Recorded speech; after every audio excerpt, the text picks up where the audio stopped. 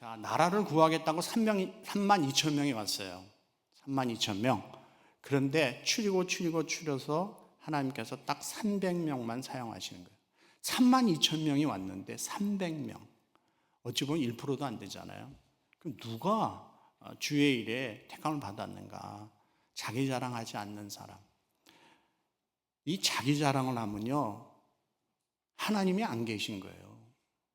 내가 이룬 이 모든 것은 하나님의 은혜로 받은 건데 자기 능력으로 얻은 걸로 착각하는 거예요. 그러니까 자기 자랑하죠. 우리가 잘 되면 하나님께 감사하고 하나님께 영광을 돌려야 하는 것입니다. 그런데 자기 자랑하잖아요. 그 얘기는 자기가 영광 받겠다는 거죠.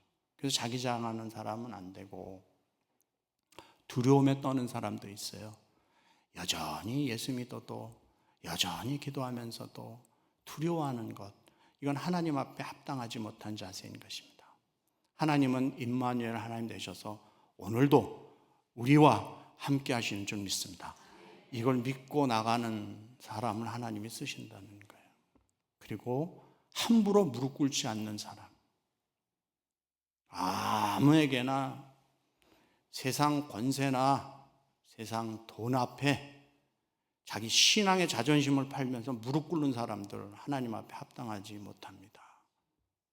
우리는 하나님의 택함받은, 하나님의 사랑을 받은 하나님의 존귀한 자녀라고 하는 이 자존감, 이 자부심, 이 자긍심이 회복되시기를 주의 이름으로 축복합니다. 자, 이 사람을 들어서 하나님이 쓰시는 거예요. 그래서 기드온과 300명을 딱 붙이셔가지고, 여러분 미디안 그 연합군이 바닷가에 모래알처럼 왔다고 하는데 몇 명인 줄 아십니까? 13만 5천 명이에요. 여러분 13만 5천 명을 어떻게 300명으로 싸울 수 있습니까? 이게 말이 안 되는 전쟁이잖아요. 인간적인 세상적인 계산으로 하면 이건 안 되는 거예요. 그냥 손 들고 항복하는 게 나아요. 300명이 나갔다 13만 5천 명에게 전멸당하죠. 그런데 그 기드온과 하나님 택하신 300명이 13만 5천 명을 박살내는, 그래서 전쟁에서 승리하는 내용이 오늘 여러분이 읽으신 내용이라는 거예요. 성경은 무엇을 우리에게 가르쳐 주고 싶은 거예요? 전쟁에서 승리를 했는데 그 승리는 이스라엘 백성들의 힘과 능력과 그들의 무기로 이기는 것이 아니라 하나님의 도우심과 그리고 하나님을 믿는, 하나님을 의지하고 신뢰하는 믿음으로 나아갈 때 하나님께서 우리에게, 이스라엘에게 승리를 주시는 줄 믿습니다. 자, 이 내용이에요. 자, 오늘 이 말씀이 우리에게 주는 중요한 메시지가 있습니다. 여러분 몇 가지 기억하셔야 돼요. 첫째는 하나님의 나팔 소리는 심판과 구원을 동시에 알리는 소리라는 거예요. 심판과 구원, 구원과 심판을 동시에 알리는 거예요. 자, 19절 20절 제가 있습니다. 기드온과 그와 함께한 100명이 이경초의 진영 근처에 이른즉 바로 파수꾼들을 교대한 때라. 그들이 나팔을 불며 손에 가졌던 항아리를 부수니라. 세대가 나팔을 불며 항아리를 부수고 왼손에 횃불을 들고 오른손에 나팔을 들어 불며 외쳐 이르되 여호와와 기드온의 칼이다 하고. 아멘. 자, 기드온과 그 용사들이 무엇을 불면서 전쟁이 시작됩니까? 나팔을 불었다고 그래요. 이 나팔을 부는 이것이 미디안 족속을 치는 전쟁의 신호가 되는 거예요. 그러므로 지금 이 나팔 소리는 미디안에게는 심판의 나팔 소리가 되는 것이고 이스라엘 백성들에게는 하나님의 구원이 선포되는 은혜의 나팔 소리라는 거예요. 동일한 소리입니다. 미디안 족속에게는 이상한 나팔 소리가 들리고 이스라엘 백성들에게는 무슨 미국 국가나 할렐루야 이런 소리의 나팔 소리가 들리는 게 아니에요. 동일한 소리예요. 동일한 소리가 들리는데 한쪽은 심판의 나팔이요, 한쪽은 구원의 나팔이라는 것이죠. 자, 이것은 무엇을 상징하는 것인가? 하나님의 나팔 소리가 임할 때 이 땅에 심판과 구원의 역사가 시작이 된다는 것이에요. 하나님을 믿고 믿음으로 이 땅을 살았던 하나님의 백성들에게는 구원받아 영원한 하나님의 나라로 입성하는 영광의 나팔소리가 되는 것이고, 하나님을 거부하고 끝까지 불순종하고 복음을 거역한 자들에게는 결국은 그 나팔소리는 심판의 나팔소리가 된다는 것입니다. 그래서 예수님께서도 마태복음에서 이렇게 말씀하시는 거예요. 자, 마태복음 제가 읽습니다. 그날 환난 후에 즉시 해가 어두워지며 달이 빛을 내지 아니하며 별들이 하늘에서 떨어지며 하늘의 권능들이 흔들리리라. 그때에 인자의 징조가 하늘에서 보이겠고, 주님 다시 오시는 징조가 하늘에서 보이겠고, 그때 땅의 모든 족속들이 통곡하며 그들이 인자가 구름을 타고 능력과 큰 영광으로 오는 것을 보리라. 온 백성이 다 본다는 거예요. 그가 큰 나팔 소리와 함께 주님 강림하실 때 하나님의 큰 나팔 소리가 들린다는 거예요. 천사들을 보내리니 그들이 그의 택하신 자들을 하늘 이 끝에서 저 끝까지 사방에서 모으리라. 아멘. 한쪽에서는 통곡의 소리가 나지만 한쪽에서는 할렐루야 영광의 찬송이 나온다는 거예요. 동일한 나팔 소리를 듣지만 구원의 나팔이요 심판의 나팔이라는 것이죠. 그래서 사도 바울이 마지막 예수 그리스도의 재림의 순간을 데살로니가전서에서 이렇게 표현하는 거예요. 자, 제가 읽습니다. 주께서 호령과 천사장의 소리와 하나님의 나팔 소리로 친히 하늘로부터 강림하시리니 그리스도 안에서 죽은 자들이 먼저 일어나고 그 후에 우리 살아남은 자들도 그들과 함께 구름 속으로 끌려 올려 공중에서 주를 영접하게 하시리니 그리하여 우리가 항상 주와 함께 있으리라. 아멘. 하나님의 나팔 소리가 난다는 거예요. 그 하나님의 나팔 소리가 울려 퍼질 때 하나님께서 택함 받은 하나님의 백성들의 이름이 불려지게 하신다. 그래서 먼저 주 안에서 잠자는 자, 주 안에서 먼저 이 땅을 떠난 성도들, 그들의 이름이 불려져서 그들이 재림의 예수 그리스도를 영접할 것이요. 그때 아직 육신의 죽음을 맛보지 못한 성도들은 육신의 죽음을 경험하지 않고 공중으로 들림받는다는 것이에요. 무슨 소리 들려질 때? 하나님의 나팔 소리 들려질 때. 바라기는 오늘 예배드리는 우리 성도들, 여러분의 이름 한 분 한 분의 이름이 불려지시기를 주의 이름으로 축복합니다. 두 번째는 우리의 자아가 깨져야 진리 되신 예수 그리스도가 드러난다는 거예요. 자, 19절 20절 제가 다시 한번 읽습니다. 기돈과 그와 함께한 100명이 이경초의 진영 근처에 이른즉 바로 파수꾼들을 교대한 때라. 그들이 나팔을 불며, 나팔이 먼저 불려지는 거예요. 손에 가졌던 항아리를 부수니, 세대가 나팔을 불며 항아리를 부수고 왼손에 횃불을 들고 오른손에 나팔을 들어 불며 외쳐 이르되 여호와 기돈의 칼이다 하고. 아멘. 자, 항아리가 깨지면서 드러나는 게 뭐예요? 횃불이 드러난다는 것이죠. 깊은 밤입니다. 다 잠들어 있는 밤이에요. 그때 여러분 항아리 장독대에서 깨진 소리는 굉장히 크죠, 그죠? 아장창창창창 소리 나죠. 근데 이게 300명이 동시에 때렸으니까 얼마나 우리는 알아요. 항아리 깨지는 소리, 그죠? 미국 사람들은 잘 몰라요. 항아리 깨지는 소리가 뭔가 우리는 아는 거예요. 항아리 깨지는 소리. 옛날 장독대에서 깨지는 소리. 이게 깊은 밤에 300명이 항아리를 깨니까 얼마나 그 소리가 크게 들렸겠어요. 그리고 이 항아리 깨지는 소리가 완전히 사람의 심령을 그냥 깨버리죠. 그런데 횃불이 드러나는 거예요. 그 얘기는 뭐예요? 캄캄한 칠흑 같은 어둠의 밤에 항아리 깨지는 소리와 동시에 밝은 횃불이 드러나니 온 미디안 군사들이 그것을 보는 것이죠. 그리고 그것이 미디안 족속이 서로 찔러 죽이고 자멸하는 전쟁이 시작이 되고 만다는 것이에요. 성경은 우리에게 이야기하고 싶은 것이 뭐예요? 항아리가 깨지지 않고서는 횃불이 드러나지 않는 거예요. 질그릇같이 연약한 우리의 자아가 깨어져야 우리 속에 계신 찬란한 법의 예수 그리스도가 드러나는 줄 믿습니다. 그런데 문제는 뭐예요? 자아가 안 깨지잖아요. 그러니까 예수 그리스도의 밝은 생명의 은혜의 빛이 비춰지질 않고 자아가 안 깨지니까 자꾸 자기가 드러나는 거예요. 이게 문제라는 것이죠.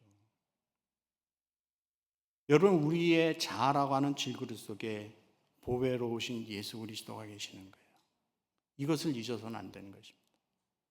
자, 그래서 사도 바울이 고린도후서에서 이렇게 권면하는 거예요. 같이 읽습니다. 시작. 우리가 이 보배를 질그릇에 가졌으니 이는 심히 큰 능력은 하나님께 있고 우리에게 있지 아니함을 알게 하려 함이라. 아멘. 질그릇에 뭘 가졌대요?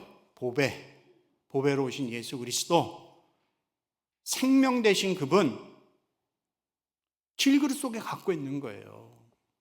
여기서 여러분 두 가지 생각하셔야 돼요. 우리는 뭐라? 질그릇이다. 질그릇은 우리 표현으로 하면 이빨 빠지기 쉽고 기스나기 쉽고 부딪히면 소리 잘 나고. 질그릇이 강합니까? 약합니까? 스텐이나 녹그릇보다 약하죠. 잘 깨지죠. 그게 바로 우리라는 거예요. 그러므로 여러분이 교회 안에서 신앙생활 하실 때 상대방을 바라볼 때 저거 다 질그릇이구나, 그렇게 바라보셔야 돼요. 그 질그릇에 우리는 열심히 또 바르잖아요. 질그릇이잖아요. 이거 성분 흙이래요. 대부분 질그릇, 흙 구워서 만든 건데 기스 잘 나고 바깥으로 돌려놓으면 이빨 잘 빠지고, 부딪히면 소리 잘 나고 깨지기 잘하고 연약한 질그릇이란 말이에요. 내가 누군지 좀 알아야죠. 강한 것 같지만 참 약해요. 상처 잘 받고요. 삐지기 잘하고요. 조그만 일에 섭섭해하고요. 왜? 질그릇이라니까요. 녹그릇이나 스텐 그릇이셨으면 그런 일은 안 일어났을 텐데. 그런데 그 질그릇 같은 자아가 어떻게 해야 돼요? 깨져야. 와장충창 충창창, 이 소리가 뭔지 아시는 분은 아시는 거고 모르시는 분도 계십니다. 와장충창 충창창, 질그릇이 깨져야 내 속에 계신 찬란한 법의 예수 그리스도가 드러나는 줄 믿습니다. 여러분, 그 질문 스스로에게 하셔야 돼요.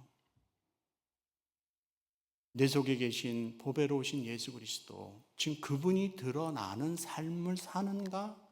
내 믿음 생활이 그분을 드러내고 있는가? 아니면 나를 드러내고 있는가? 둘 중에 하나예요. 생각하셔야 돼요.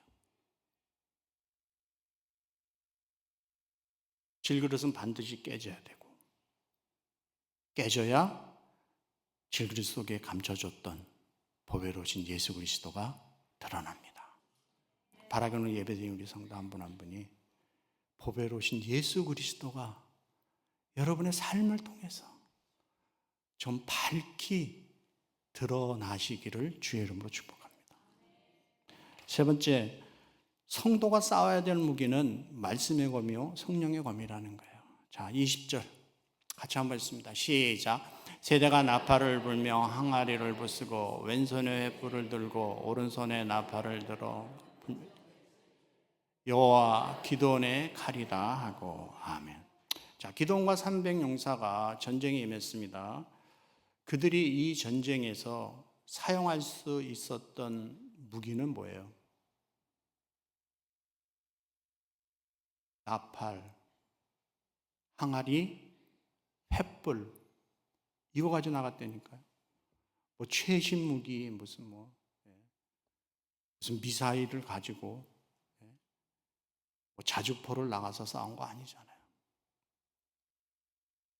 그들이 가졌던 무기는 나팔, 항아리, 횃불이에요. 이게 말이 되냐는 거예요. 이 무기가 어떻게 이거 가지고 싸울 수 있어요? 적은 13만 5천 명인데. 기드온은 아는 거예요. 이 전쟁은 하나님께 속한 전쟁이고 우리의 능력으로 이기는 전쟁이 아니라는 걸 알았어요. 그렇기 때문에 칼과 창과 최신 무기를 가지고 나가서 저들을 이길 수가 없는 거예요. 여러분 생각해 보세요. 300명이 어떻게 13만 5천 명과 싸워서 이길 수가 있어요? 그래서 그들은 철저하게 하나님의 말씀을 믿고 믿음으로 순종하며 나아가는 거예요. 이 전쟁은 영적인 전쟁이기에 여호와의 칼, 하나님의 말씀의 칼, 성령의 검으로서만이 저들을 이길 수 있는 것이지 세상의 어떤 능력과 세상의 무기로 이길 수 있는 것이 아니라는 거예요. 어찌 보면 사람들이 무모하다고 이야기하고 어떻게 그런 상황에서 기도만 하면 하나님께서 도우시고 우리가 이길 수 있다라고 하는 그 생각이나 그 믿음을 사람들은 무모하다고 생각하잖아요. 그런데 결국은 누가 이기는가? 하나님의 말씀을 붙잡고 하나님의 편에 서서 하나님의 뜻 가운데 하나님의 방법으로 나아갈 때 승리는 우리의 것이 되는 줄 믿습니다. 그래서 그들은 나팔과 항아리와 횃불만 가지고 나가는 거예요. 그리고 외쳤습니다. 여호와의 칼, 기드온의 칼. 그 칼은 무슨 칼이에요? 예리한, 좌우의 날성검보다 더 예리한, 우리의 영과 혼과 관절을 찔러 쪼개는 하나님의 말씀의 성령의 검이라는 거예요. 그래서 그걸로 이길 수 있다는 것이죠. 이 땅 살아가는 하나님의 백성인 우리에게도 동일한 것입니다. 여러분 앞에 펼쳐지는 영적인 전쟁 앞에서 또 세상과의 그런 싸움 앞에서 세상은 거대하게 보이잖아요. 우리는 그 앞에 메뚜기 같이 보이고. 그런데 그 전쟁에서, 그 영적인 싸움에서 그 세상을 어떻게 이기는가? 하나님의 말씀의 검으로만 이길 수 있다는 거예요. 그래서 사도 바울이 에베소서에서 그 당시 세계를 제패한 로마 군대의 군장을 비유하면서 성도들이 하나님의 전신갑주를 입어야 된다라고 말씀하는 이유가 여기 있는 거예요. 자, 에베소서 띄워주세요. 제가 있습니다. 그러므로 하나님의 전신갑주를 취하라. 이는 악한 날에 너희가 능히 대적하고 모든 일을 행한 후에 서기 위함이라. 그런즉 서서 진리로 너희 허리띠를 띠고, 진리 허리띠를 흉배를 붙이고, 의의 흉배, 평안의 복음에 예비한 것으로 신을 신고, 평안의 복음에 신을 신어야 돼요. 모든 것 위에 믿음의 방패를 가지고, 그래야 악한 자들이 쏘는 모든 화전을 막을 수 있는 거예요. 불화살을. 믿음의 방패, 구원의 투구, 머리를 보아야 되니까 헬멧을 써야 된다는 거죠.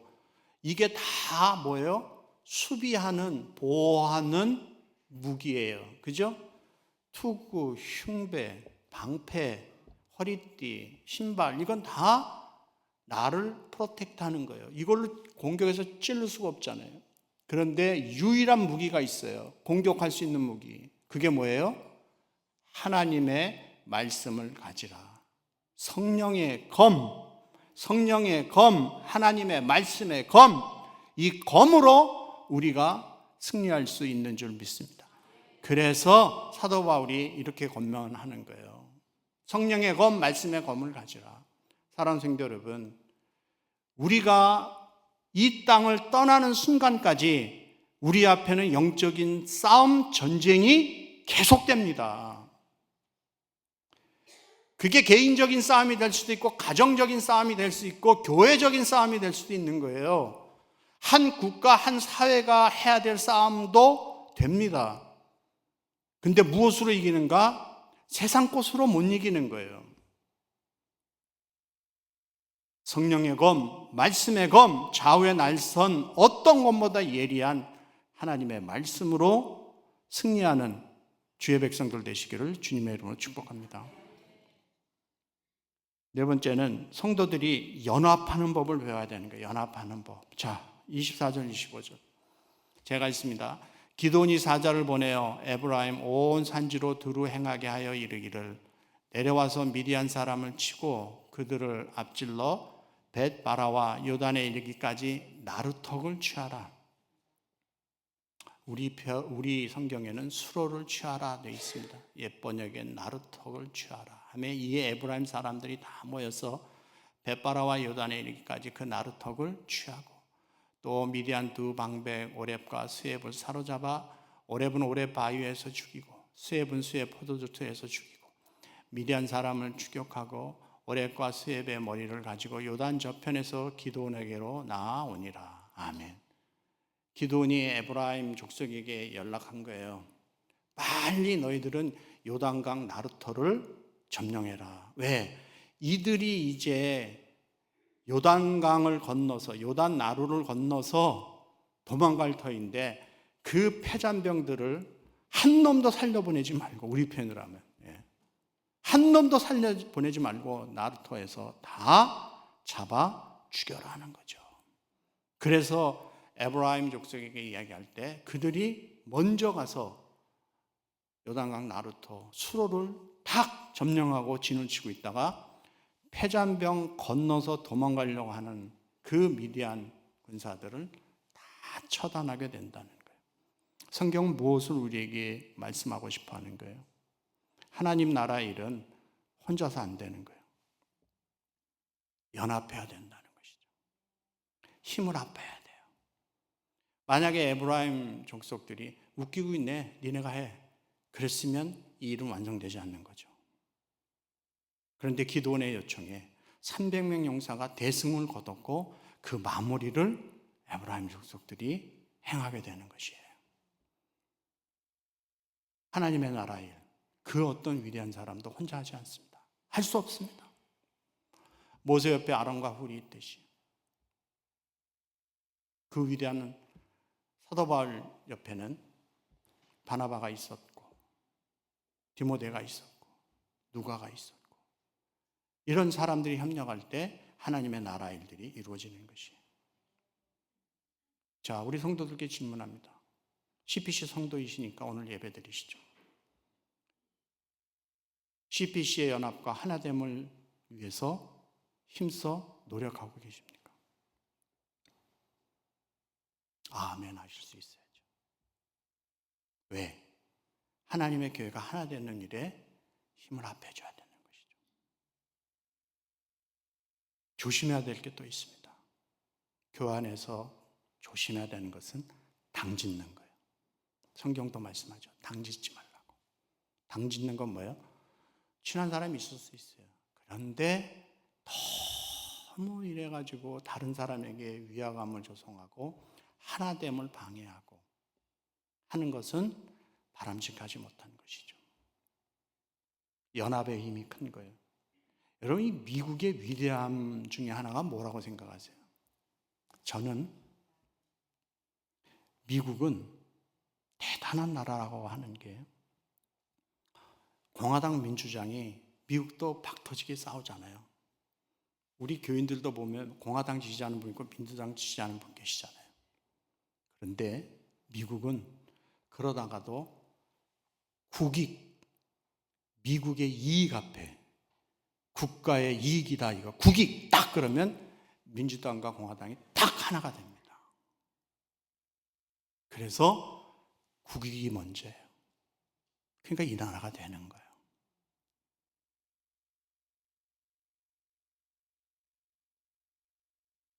안타까운 건 우리 저 대한민국은 국익 앞에서 하나가 돼야 되는데 국익이 먼저가 아니고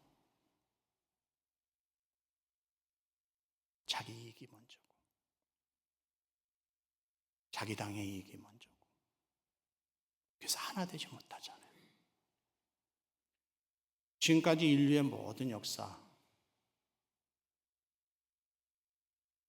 내부적으로 하나 되지 못한 사회나 국가는 결국은 스스로 자멸하는 거예요. 그래서 이 미국이 참 위대한 나라라고 저는 생각하는 게, 민주공화당이 국익 딱 하면 쫙 하나가 돼서 힘을 합하고 한 몫을 내잖아요. 그럼 강한 나라죠. 그럼 되는 나라죠. 교회도 그래야 된다는 거예요. 하나님의 나라의 일이다, 이게 교회에 유익한 것이다, 그러면 쫙 해서 하나로 딱 가야 되죠. 근데 거기서 딴소리 내고 그 안에서 당짓고 서로가 서로를 시기하고 물고 그러면 하나님 기뻐하지 아니하시고 그곳에는 하나님의 영광이 임하지 않는다는 것이죠. 이것은 여러분의 가정도 마찬가지예요. 잘 되는 가정을 보면 하나가 되는 거죠. 문제 있는 가정 보면 반드시 싸웁니다. 자, 오늘 말씀 결론입니다. 여러분, 하나님의 나라의 연합을 위해서 얼마나 애쓰시고 힘쓰십니까? 성령이 하나 되게 하신 것 기억하시고 힘써 지키셔서 하나님께도 영광이 되고 또 하나님 주시는 놀라우신 은혜와 복이 우리 성도들의 삶 가운데 충만하시기를 주의 이름으로 축복합니다.